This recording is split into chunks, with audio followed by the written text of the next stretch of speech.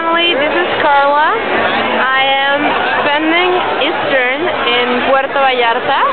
It's a really nice beach. Well, it's not that nice, but look at this. You should imagine how is this. People is drinking, as always, McDonald's in the street. I have Sprite with Smirnoff, which is in my pores, because Daddy and the family taught me how to do it. And, you know, just having fun, enjoying my time staying here, and thinking about all of you. Each time I see the ocean, I just think about you girls, taking our clothing off in Ocean Beach, and getting into the water to pee. It's just amazing. I'll never forget that. And yeah, it's like the US and Canada came up to here to spend Easter. Just look at this.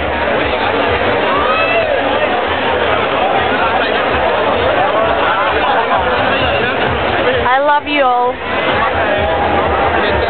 Cheers.